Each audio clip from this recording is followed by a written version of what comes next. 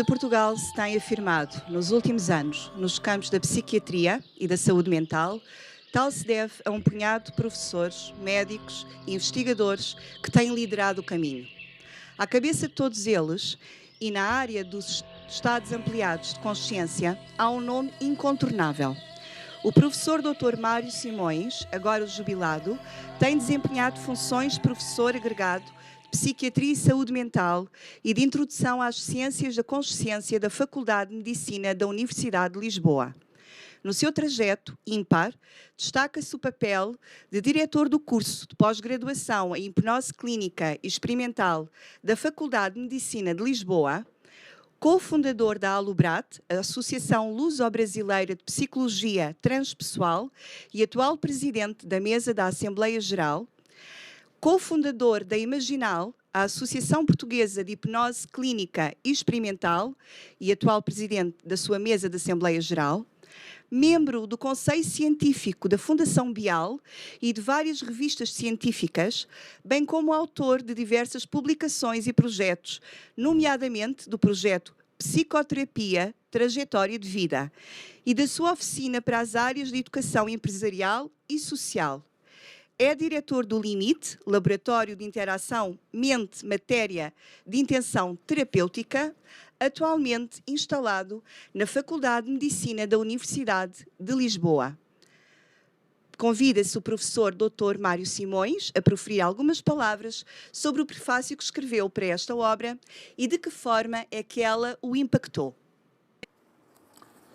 Começo por agradecer não só este mini currículo, que eu acho que é exagerado em relação à minha pessoa, mas, enfim, são coisas que eu fiz, e começo por agradecer a subida da honra e também o prazer, sublinho a palavra, fazer parte desta mesa de apresentação do livro Estados Ampliados de Consciência, o livro do despertar.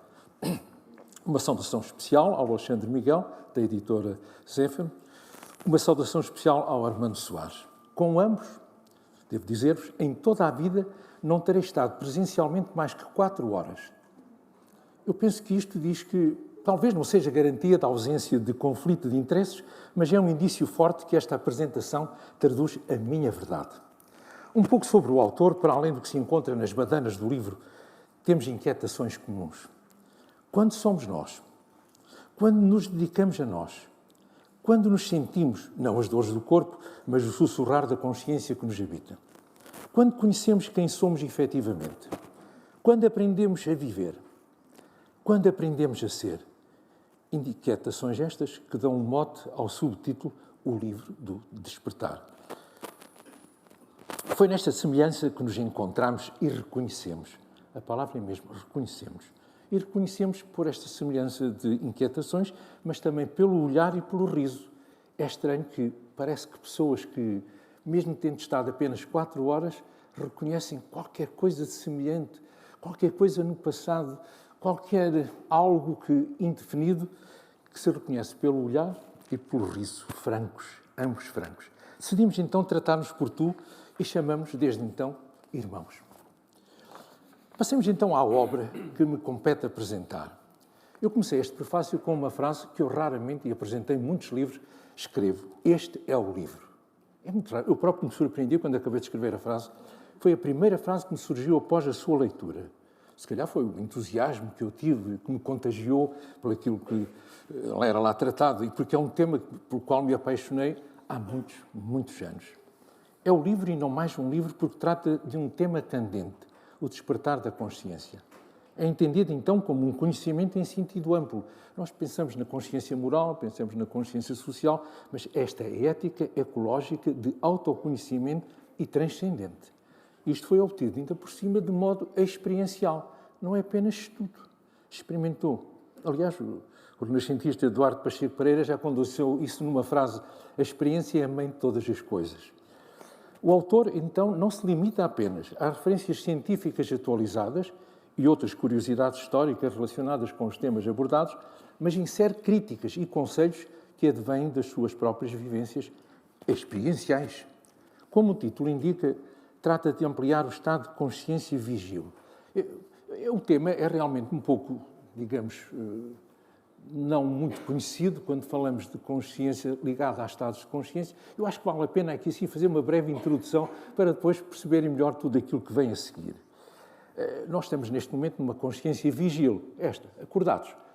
E esta não é a mais estável, é muito instável. É preciso que o tema seja interessante, a temperatura da sala, enfim, também seja adequada, que tenhamos comido alguma coisa. Portanto, e ela varia. Está assim, às vezes ficamos um pouco com mais sono, com menos sono. É muito instável esta consciência vigil de estar acordados. Outras, como o sono e o sonho, essas são muito estáveis, completamente estáveis. E depois há uma outra, que é esta que vamos tratar no livro. Esta consciência em que o nosso estado, este em que nós estamos, fica diferente por qualquer motivo, porque induzimos. E as plantas psicodélicas é um meio. Mas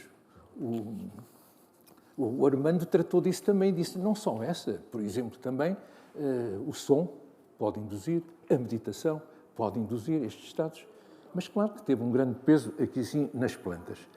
Então estes estados, que é um pouco diferente deste vigil, foram chamados na década de 60, 70 como estados alterados de consciência, altered states of consciousness, como ainda hoje se fala quando se lê livros ou artigos sobre este tema. Isto teve a ver, alterados, porque na altura, estávamos nos anos 60, 70, em Berkeley, estudantes fumavam uns charros, não é? E a consciência, quando era em excesso, ficava mesmo um pouco obnubilada, um pouco confusa. E então a designação que ficou foi estados alterados. Mais tarde percebeu-se que não era preciso chegar àqueles estados, mas que se modificava esta consciência em que nós estamos agora para a outra, e então chamou-se estados modificados de consciência. E modernamente, à medida que se foi estudando estes temas, hoje já se diz NOC, NOSC, Non-Ordinary States of Consciousness, portanto, estados não ordinários, não vulgares de consciência. Então, estes estados de consciência, diferentes desta consciência que nós estamos agora e que são induzidos por estes meios que eu acabei de falar, sempre foram usados em rituais, em contextos mágicos ou religiosos e curativos por toda a nossa civilização e outras em diferentes épocas, etc. Como é que são caracterizados estes estados de que são falados aqui no livro? Sobretudo, há, digamos, um estado de repouso, a pessoa tem muito mais estímulos internos do que externos, muitas vezes está a vivê-los de olhos fechados, a imaginação aumenta francamente, ficamos num estado passivo de contemplação pelos conteúdos que nos aparecem à mente e, de certo modo, cortamos com a realidade exterior. E mais, estes estados podem ser conversados, podem ser falados. A pessoa, à medida que o está a vivenciar, pode contar aquilo que está a vir à mente, aquilo que está a visualizar, etc. Como é que nós, então, conhecemos que estes estados não são doentios? Isto é importante, porque há uma teoria, quando eu comecei a trabalhar estas áreas, na altura estava na Suíça e um dos meios que eram utilizados para simular as psicoses, as doenças graves, era exatamente através de plantas psicodélicas e outras. E, portanto, tínhamos que diferenciar o que é uma e o que é outra. É que estes estados duram horas. Uma doença mental, dias, semanas. Portanto, aqui, horas.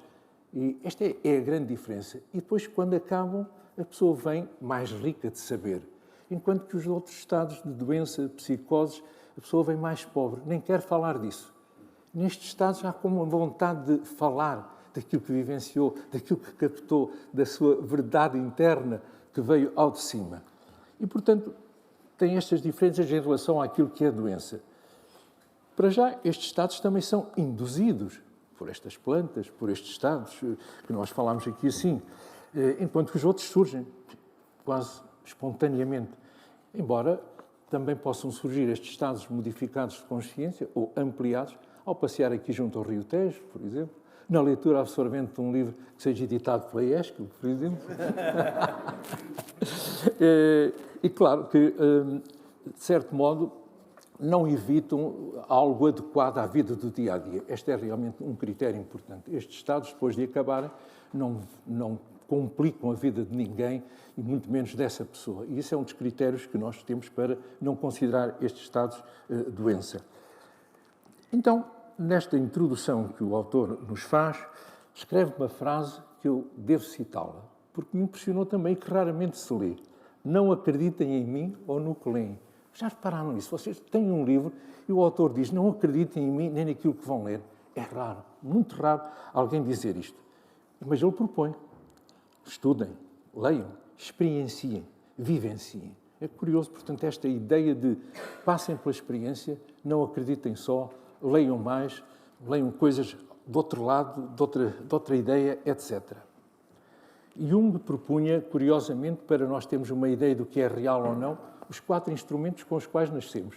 É difícil, às vezes, termos uma ideia de que esta é a minha verdade e mais. Pode ser uma verdade mais externa. Ele propunha que a emoção, se está de acordo com a minha emoção, gosto, não gosto, se está de acordo com a minha sensação, é agradável ou é desagradável, está de acordo com a minha razão, é lógico ou não é lógico, e a intuição. A intuição não é um vibe, é o conjunto destas 3 que eu disse antes e que depois que me levam a concluir, eu sinto, é por aí que a coisa vai. Veja, todos nós nascemos com estes instrumentos e isso dá-nos uma probabilidade de acerto em relação à que seria a nossa verdade, que eventualmente pode ser mais extensa, eu diria à volta dos 90, 90 e tal %. E, curiosamente, este livro foi o que o Armando procurou em muitas livrarias, muitas, e nunca encontrou. E então disse-me ele, num desses almoços, diz assim, eu tive que escrever este livro porque não encontrei. E lembrei-me exatamente de uma entrevista que o Steven Spielberg deu quando lhe perguntaram, mas os seus filmes têm um sucesso, você ganha Oscars. E ele diz assim, pois, eu estou a fazer os filmes que eu gostava que tivessem feito para mim quando eu tinha 9, 10 anos. É um pouco isto, que vocês vejam esta ideia que está por trás que o nosso Armando nos trouxe. Bom, então, vou também dizer que me confessou que foi uma cobaia predileta. Escreve isso. Fui a cobaia predileta para quê? Para testes que eu iniciei na infância por doença e, ao que parece, aceitei de livre vontade como adulto para obter o conhecimento objeto deste livro, O Despertar para a Transcendência. E aí, recordo também um outro livro que me impressionou, já, 30 anos para aí, com um título insinuante, de Paulo Cibergia, O Despertar dos Mágicos. E este livro vai retomar algo, o despertar da consciência. Então, o que é que há de novo neste livro? É uma vivência pessoal. E isso, ao longo do livro, percebem que o autor experienciou tudo aquilo que escreve. Podem ter a certeza disso. E depois vai tratando por ali como é que sentiu, como é que captou. Claro que dá-lhe uma tonalidade científica, mas fala de experiência feita. Isto é importante. É raro termos autores que falem da sua experiência e tratam apenas de algo que está escrito por vários artigos, por vários livros. E aí eu tenho que dizer que, quando o livro começa de modo impactante, com a descrição de um participante que toma parte numa cerimónia xamânica de ayahuasca, daquilo que eu conheço, das 4 horitas que eu estive com o Armando, tenho cá uma sensação que é a experiência que ele teve com a ayahuasca. Eu acho que não estou a dizer nada, enfim, é uma sensação que eu tive só. Bom, então discuto de modo crítico e abrangente todos estes aspectos e, sobretudo, também aspectos legais que já foram aqui focados. E aquilo que se leva de conclusão destes aspectos legais é que a proibição de muitos destes psicodélicos na classe 1, que é da mais proibitiva que existe, não é por motivos de saúde pública, conforme também o Alexandre já falou, mas sobretudo por motivos sociais, políticos, etc., porque são algo, a pessoa fica enriquecida de consciência social, de consciência pessoal e, portanto, estas situações não são bem-vindas, eventualmente, por alguns regimes. Vamos iniciar, então, mas apenas tocando ao de leve nas, digamos, substâncias legais, começamos com essas, o álcool e o tabaco. O álcool é talvez das substâncias mais difundidas, porque tem uma tradição, são batizados, são casamentos, são contratos que se fazem, e a pessoa não pensa que possa ter realmente algo de elevação do espírito.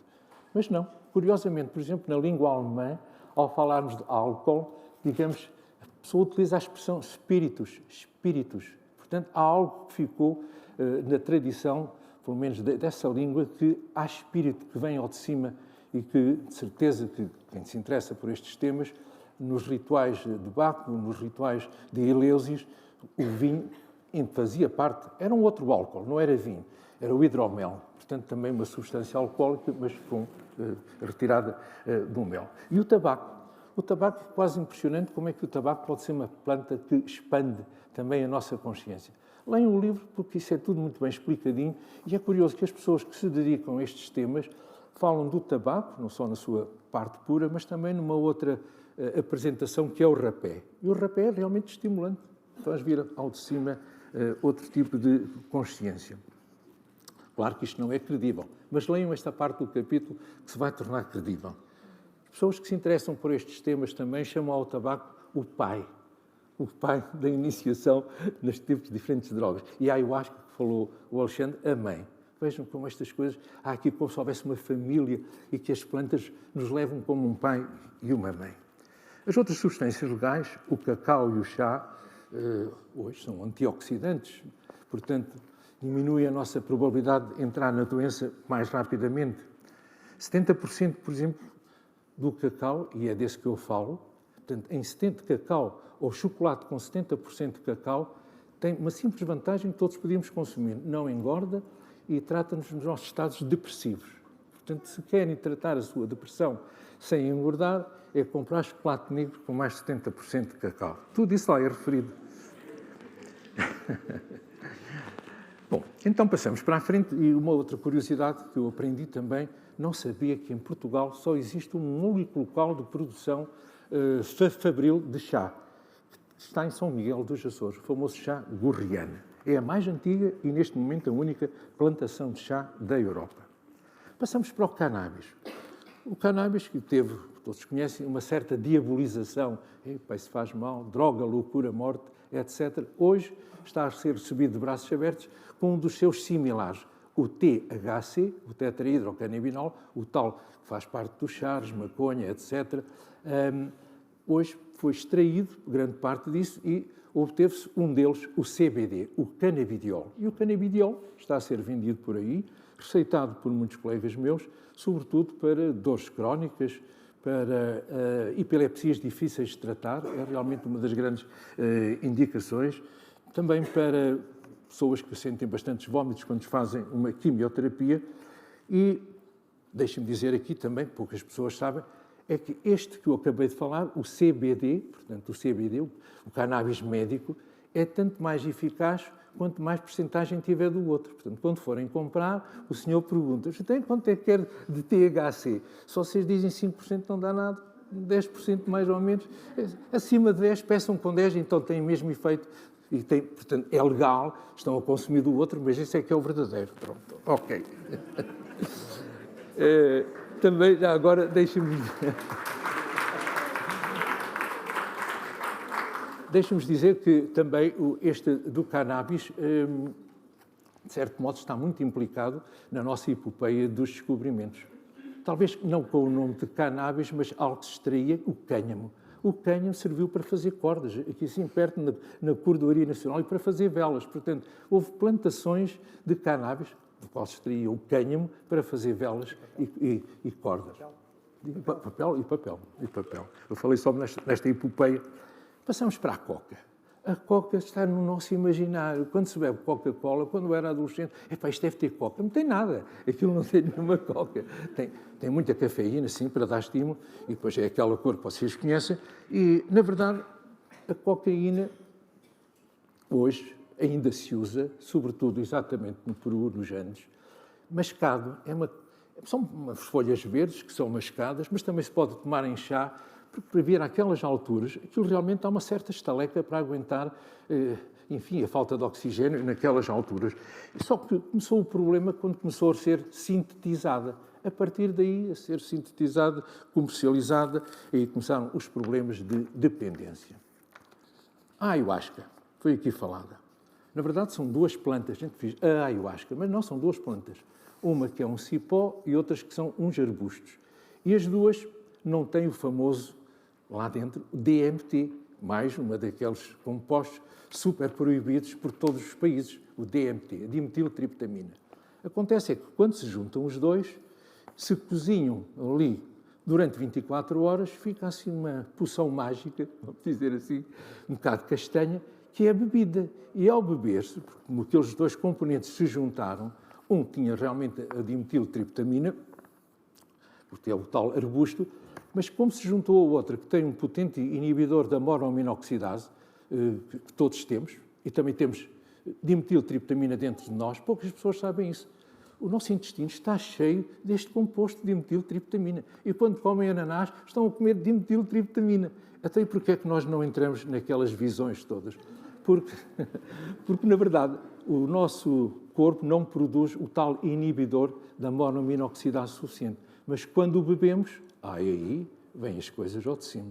E existem medicamentos, não com a total inibição da monoaminoxidase, mas de uma parte dela, a monoaminoxidase A, que tomada em doses altas, pois inibe exatamente este aspecto interno do nosso organismo e vem ao de cima, como muitos medicamentos.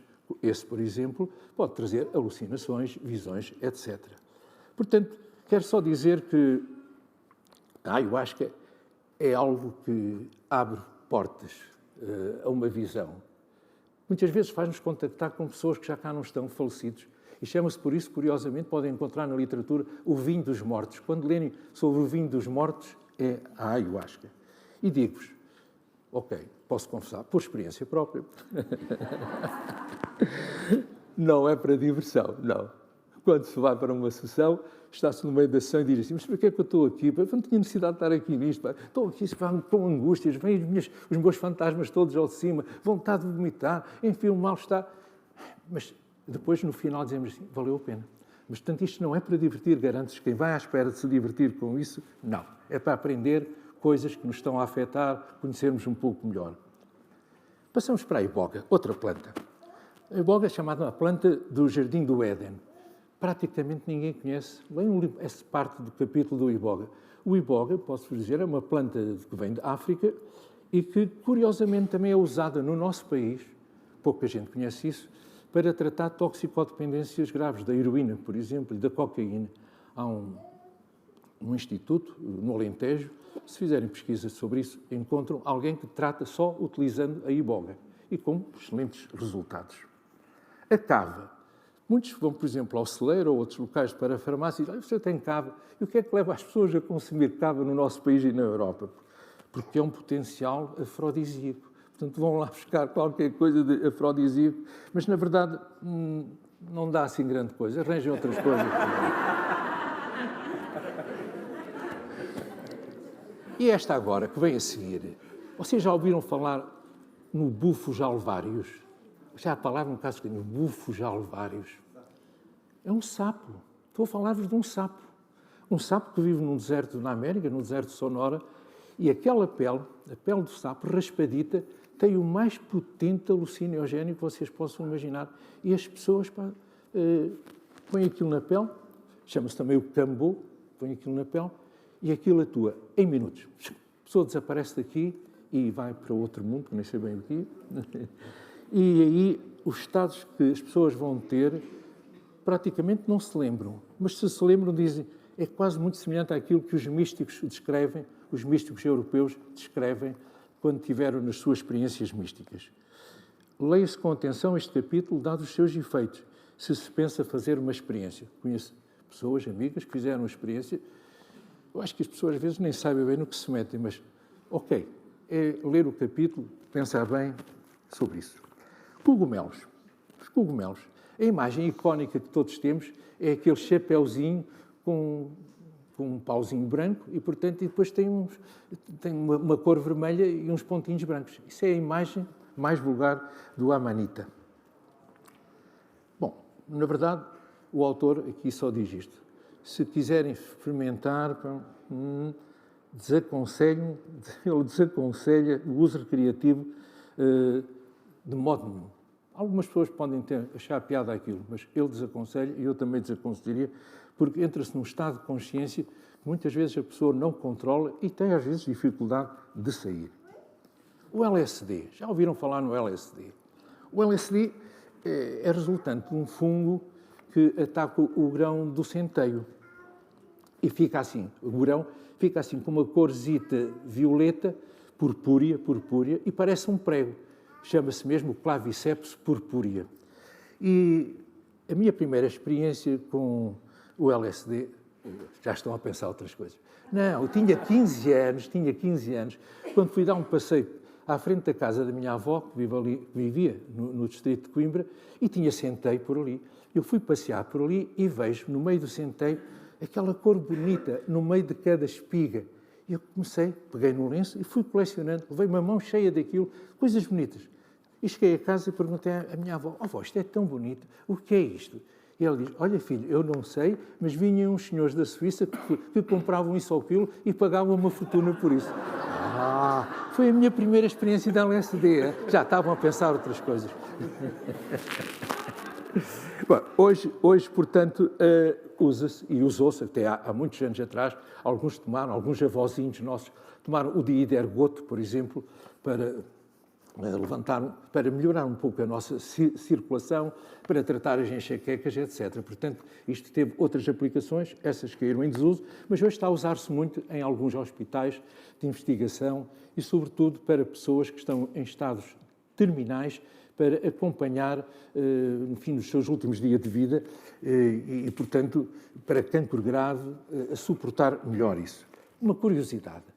Alguns estão aqui, estou a olhar pela plateia, são do tempo dos Beatles.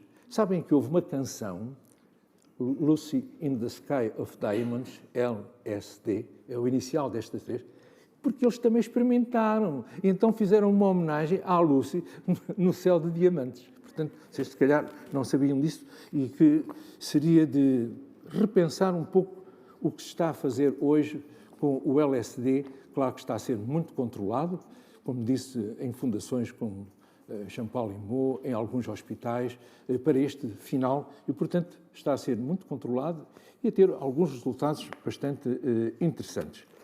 Leiam com atenção este capítulo, se houver vontade de fazer uma experiência. A mescalina.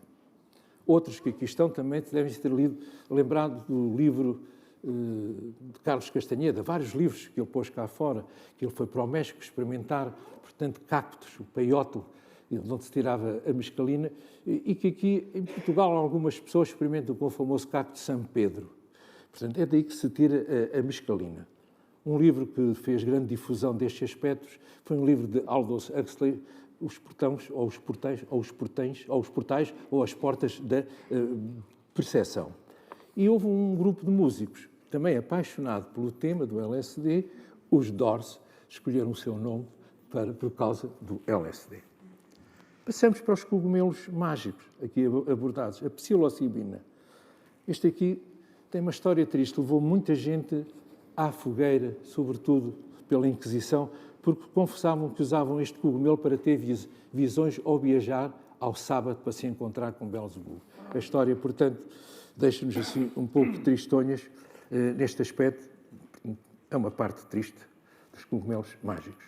E depois vem algo que também está a ter grande difusão nas rave parties deste país e dos outros, o MDMA. Para não me esquecer, me dá muito amor.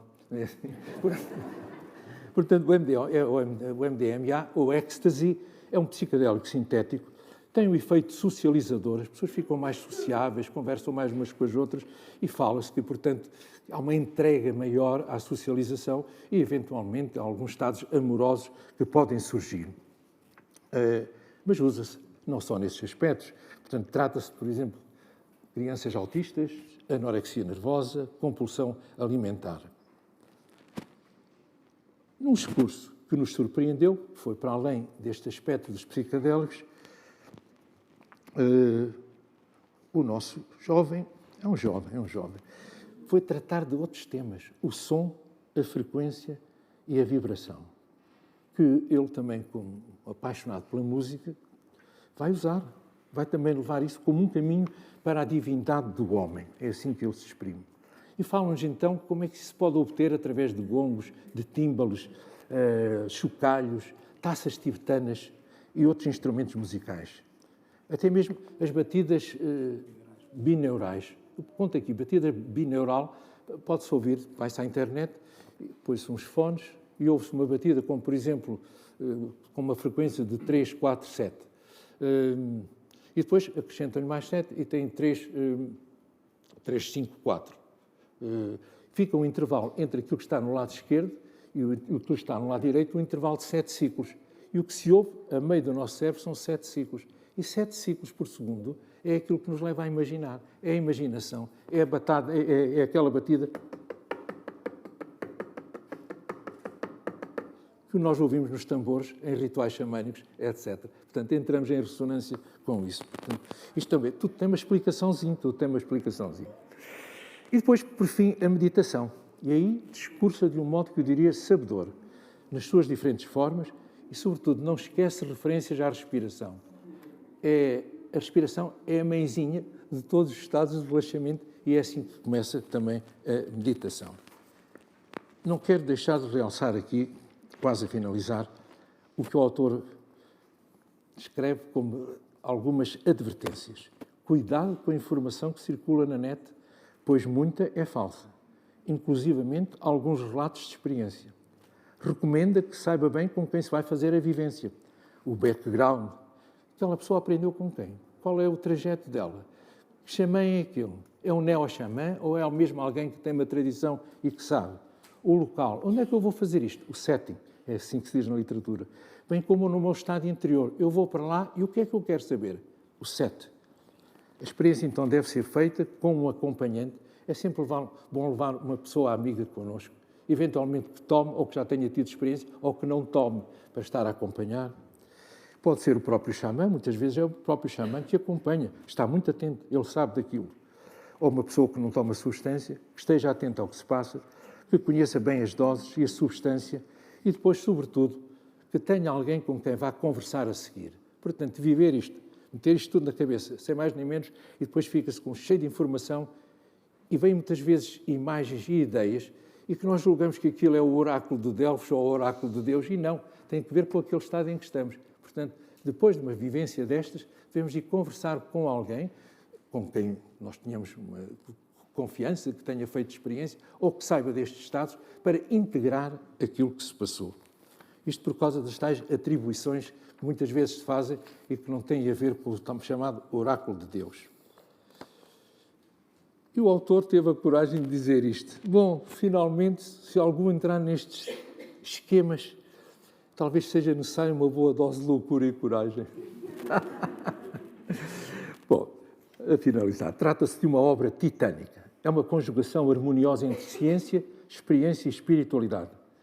Eu digo, o leitor, a pessoa que ler este livro, seja em partes ou todo o livro, nunca mais vai olhar ou falar de plantas psicadélicas ou estados ampliados de consciência da mesma maneira. Vai ser o livro de referência futura em Portugal, sempre que se abordem os temas sobre o despertar da consciência e, em especial, usando plantas psicadélicas. O autor deixa-nos com uma certa água na boca. No final diz que outros temas irão ser tratados, já estamos à espera. E dá-nos como exemplo, por exemplo, a ketamina, que está a ser usada, por exemplo, no Hospital de Santa Maria e noutros para tranquilizar as pessoas, sobretudo nesse aspecto, ou ainda outros estados de consciência obtidos pela prática tântrica sexual, técnicas respiratórias, a dança, ou simplesmente, ou talvez não, o silêncio. Portanto, estamos à espera deste segundo livro acerca destes temas, porque o fio condutor mantém-se. Há uma perspectiva de atingir a iluminação ou de uma evolução espiritual, deixando vir ao de cima o melhor de cada um. E até lá, regozijemo-nos com este livro, pelo qual felicito o Armando e cuja leitura recomendo vivamente. Quase me apetece terminar com um toque de humor, como se eu fosse um apresentador do Cirque du Soleil. Eu diria assim, minhas senhoras, meus senhores e outros géneros. Tem que ser.